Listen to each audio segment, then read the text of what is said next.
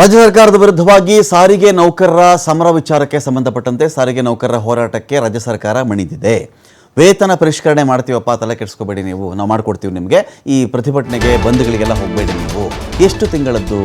26 ತಿಂಗಳ ಹಿಂಬಾಕಿ ನಾವು ಕೊಟ್ಟುಬಿಡ್ತೀವಿ ನಿಮಗೆ. 26 ತಿಂಗಳ ಬಾಕಿ ಇದ್ದಿಲ್ಲ, ರಿಯರ್ಸ್ ಇದೆಯಲ್ಲ, ಅದು ನಾವು ನಿಮಗೆ ಕೊಡ್ತೀವಿ.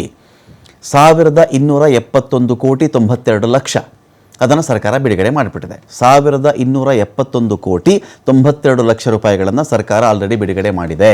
ಆದರೆ ಬೆಂಗಳೂರು ಚಲೋದಿಂದ ಸಿಬ್ಬಂದಿ ಮಾತ್ರ ಹಿಂದೆ ಸರಿತಾ ಇಲ್ಲ. ನಮಗೆ 36 ತಿಂಗಳದ್ದು ಕೊಡಲೇಬೇಕು ಅಂತ ಅವ್ರ ಹಠ.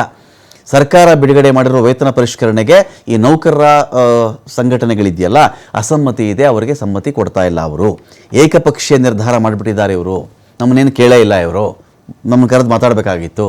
ನಾವು ಹೇಳ್ತಾ ಇದ್ವಿ, ಬೇಡಿಕೆಗಳಿತ್ತು ನಮ್ಮದು. ಸುಮ್ಮನೆ ವೇತನ ಕೊಟ್ಬಿಡ್ತೀವಿ ಅಂದರೆ ತೊಗೊಳಕ್ಕಾಗತ್ತಾ? ಇವ್ರಿಗೆ ಮನಸ್ಸಿಗೆ ಬಂದಷ್ಟು ತಿಂಗಳು ಹೇಳಿಬಿಟ್ರೆ ನಾವು ಕೇಳೋಕ್ಕಾಗತ್ತಾ ಅಂಥೇಳಿ ಸಾರಿಗೆ ನೌಕರರದ್ದು ವಾದ ಇದೆ ಅವ್ರ ಕಡೆ. ಮುಷ್ಕರದಿಂದ ಯಾವುದೇ ಕಾರಣಕ್ಕೂ ನಾವು ಹಿಂದೆ ಸರಿಯಲ್ಲ ಅಂತ ಮುಖಂಡರು ಹೇಳ್ತಾ ಇದ್ದಾರೆ.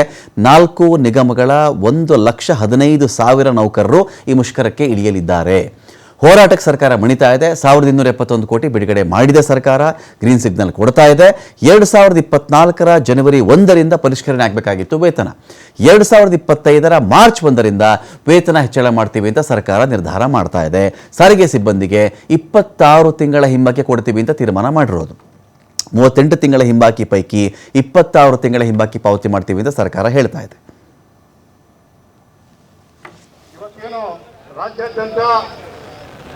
ಕಾರ್ಮಿಕ ಮುಖಂಡರುಗಳಿಗೆ ಸ್ವಾಗತವನ್ನು ಕೋರ್ತಾ ಯುದ್ಧ ತಂಡದಿಂದ